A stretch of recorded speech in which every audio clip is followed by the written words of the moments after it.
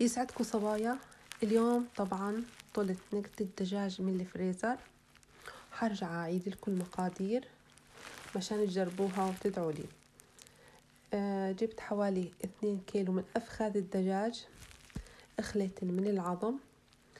كنت سالقة بطاطاية حجم وسط، أضفت عليها بصلاية حجم وسط، حوالي 4 سنون ثوم، ملعقة كبيرة من الشطة الحمراء الحلوة، نص ملعقة صغيرة من الزنجبيل، ملعقة صغيرة من الفلفل الأبيض أو الأسود، بالإضافة للملح، ملعقتين نشا، وبيضة واحدة.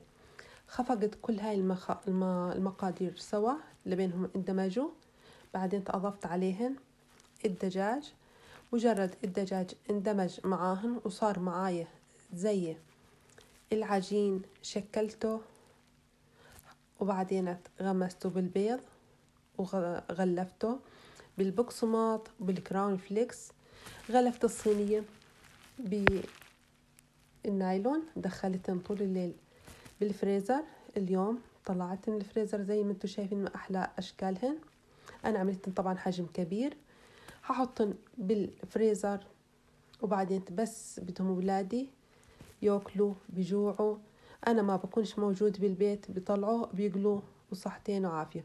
طبعا بسكرهن وبجيب ورقة بكتب عليهن أميت أنا عملتن أي يوم، ومدة الصلاحية بإذن الله تعالى بتكون 6 شهور. الطريقة كثير سهلة كثير طيبة. ونسيت أحكي لكم كمان ملعقة من البصل البودرة، بس حبيت للتذكير، الإنسان بينسى. لا تنسوا صبايا تجربوها وبعثوا لي بالتعليقات إذا حبيتوا، وصحتين وألف عافية إن شاء الله تعجبكم الطريقة. طبعا هنا كتبت التاريخ وحطهم بالفريزر. مع السلامة.